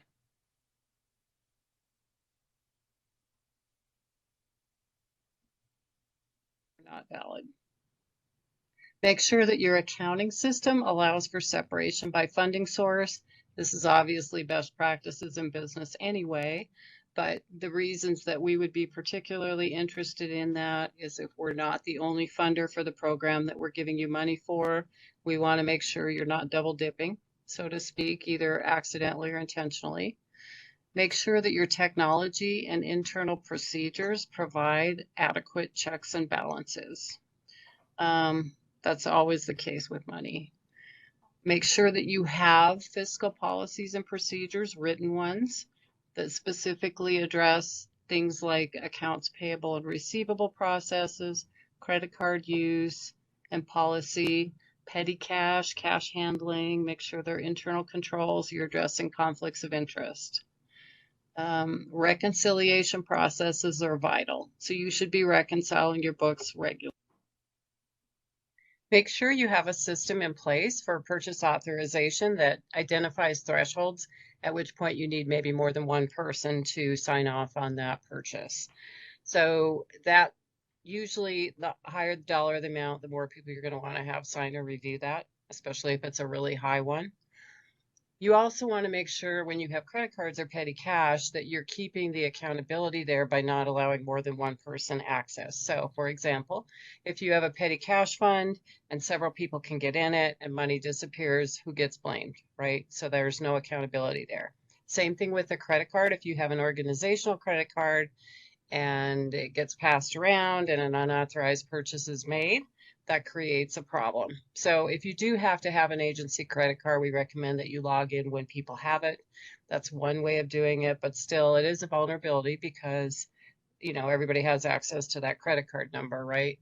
And so another scenario that we see is like perhaps the CEO will have a credit card with his or her name on it and gives it to a staff member to go to the store, and then you're creating two vulnerabilities there.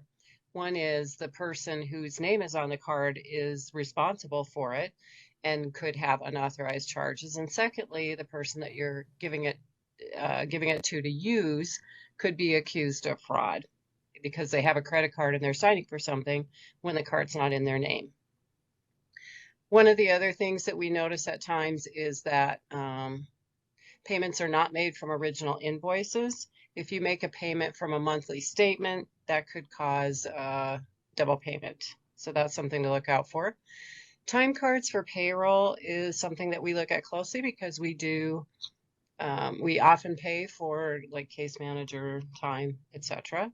And so we want to make sure that somebody on your end has reviewed that time for accuracy. So make sure that it's documented that somebody has reviewed it, preferably a supervisor.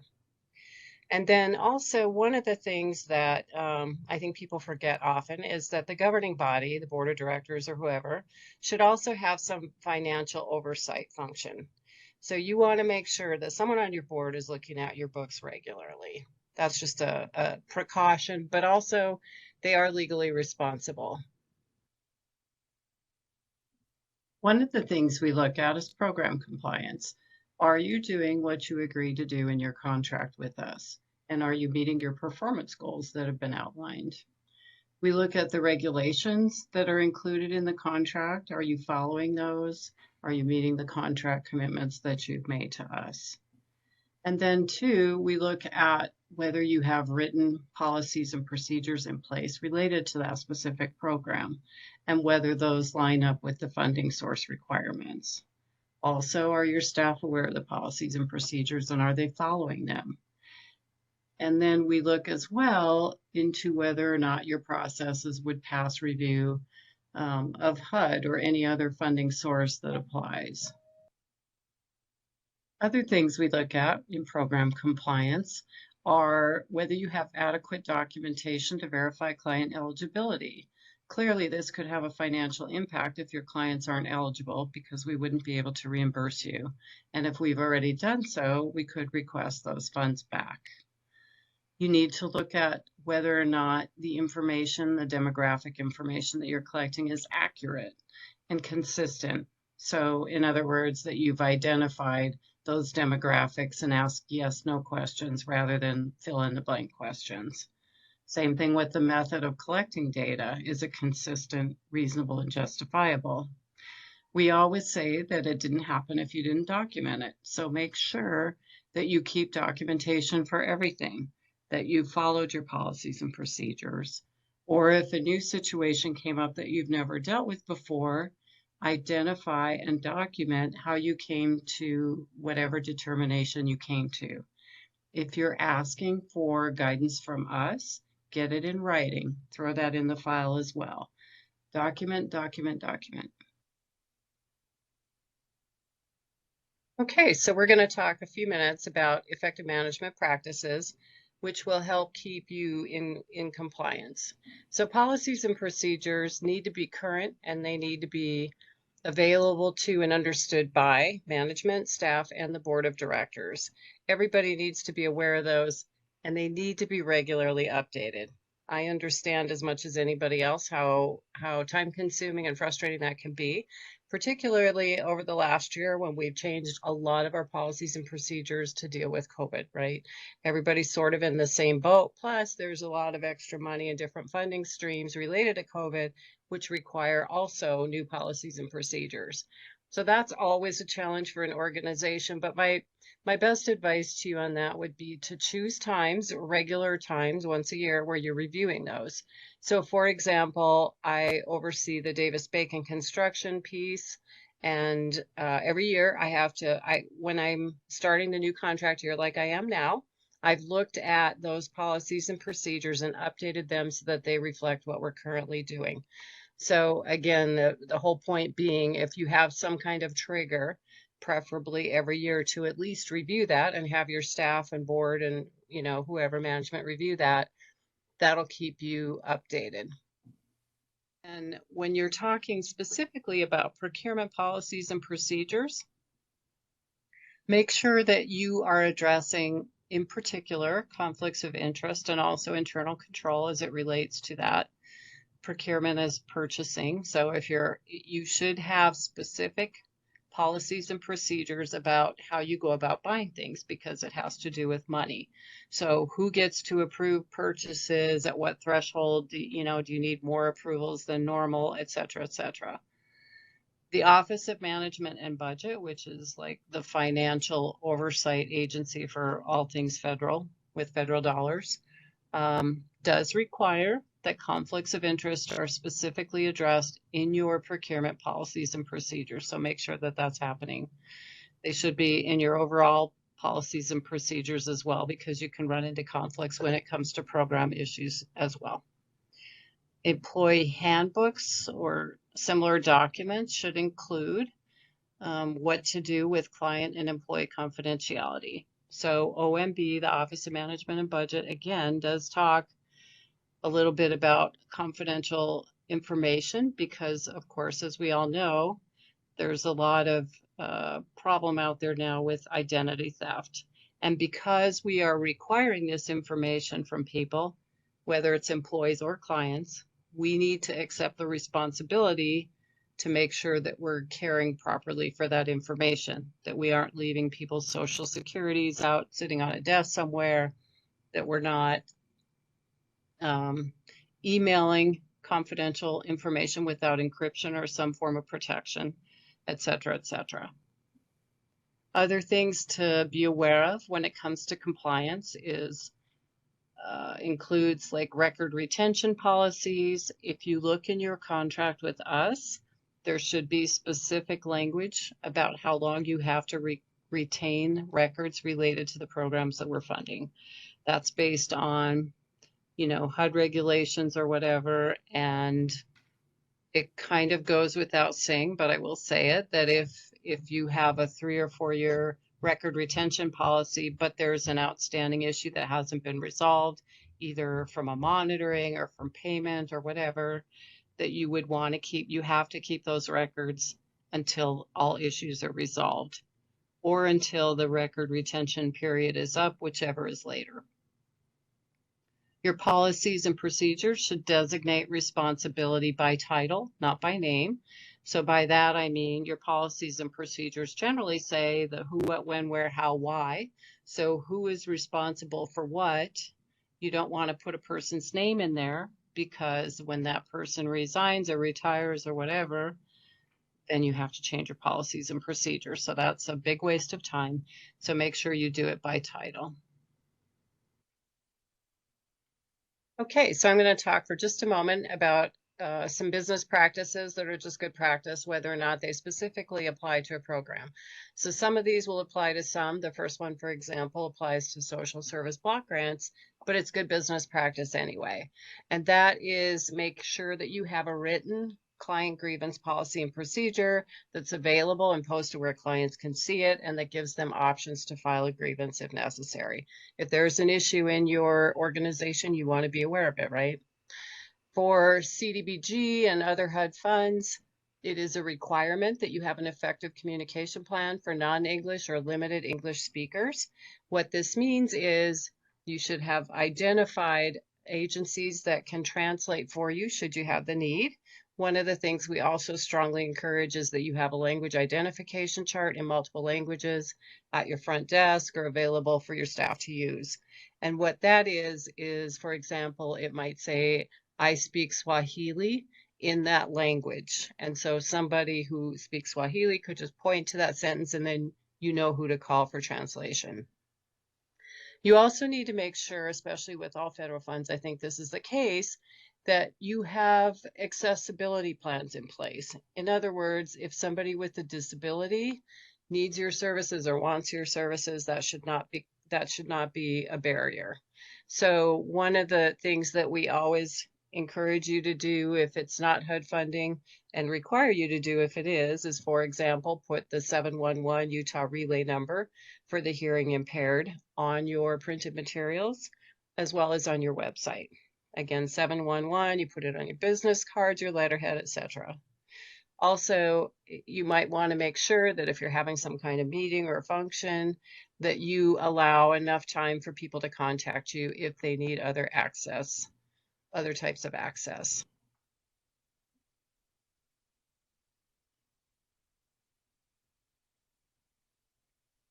The Build America, Buy America Act was enacted as part of the Infrastructure Investment and Jobs Act on November 15th of 2021. BABA basically requires any infrastructure projects receiving federal financial assistance to procure goods and services that are made in the U.S. This applies to any infrastructure project after May 14th of 2022. The U.S. Department of Commerce is working with the Made in America office to coordinate compliance with these procurement requirements. However, the good thing is that right now, May 2023, only community development block grant funding, so CDBG funding, that is over $250,000 that uses steel or iron falls under the BABA rules and regulations.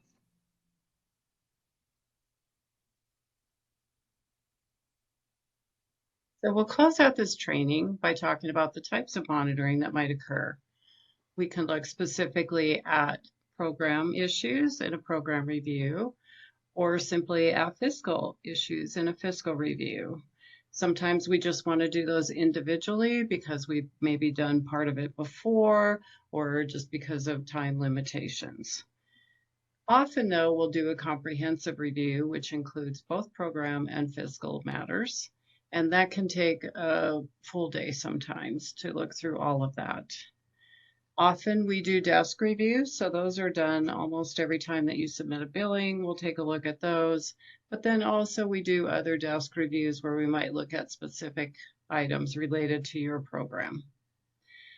There are technical assistance reviews where we come out and provide technical assistance for agencies who maybe haven't had the type of funding that we're providing before, or if there's a specific issue that we've identified or that the agency's identified and would like more information on. Those are the types of situations where we would come out and provide technical assistance. There's no report that follows that, unlike the previous ones that were mentioned.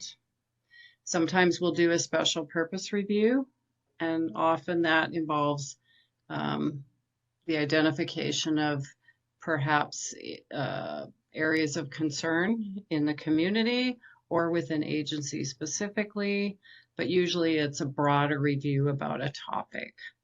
And then we've been doing mini monitorings for the last couple of years. Those are more checklist compliance monitorings where we're just looking at something very specific. An example of that would be a couple of years ago, we did one on seeing whether people were actually uploading their audited financial statements to the state's website as required, or something simple like that. Those are very targeted. So in conclusion, there are many different types of monitorings that might occur, but the purpose of them is always to make sure that we're on the same page and that you're not going to get in trouble with HUD or whoever might be providing the funding, and that we're not going to get in trouble either. But again, it's also an opportunity to learn more about your incredible organizations. We do appreciate the work that you do. Thank you for attending this training.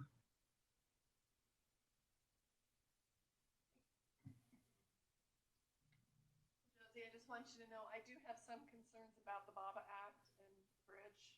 Yeah, that's what I was.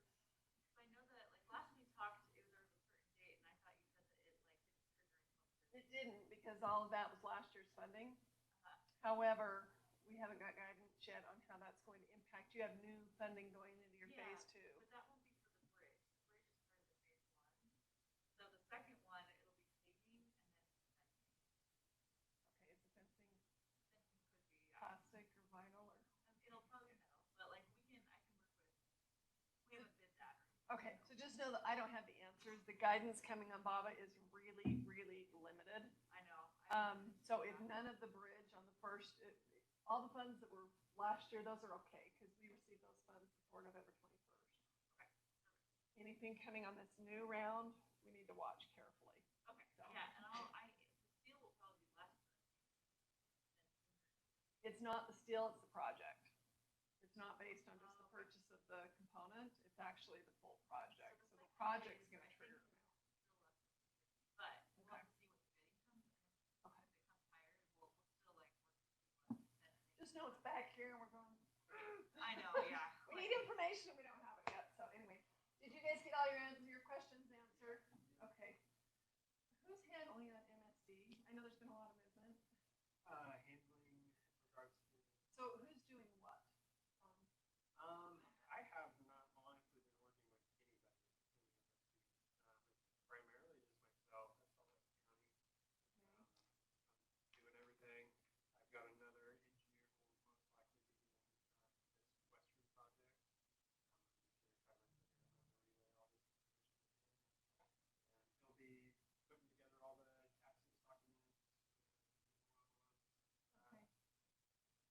you just let whoever know when you pass that off that it's really important to communicate with Amanda on that, because sometimes what happens with MSD is that we have the county doing the piece from engineering, and then we have MSD doing stuff. And so just know that the takeaway is make sure everything's coordinating with Amanda, so we give you the support that you need, so that you don't come back and say, tell me that, or Amanda, what's going on? Just coordinate that with her. So, anyway. And then South Valley, same, just coordinate with Amanda. You got any questions?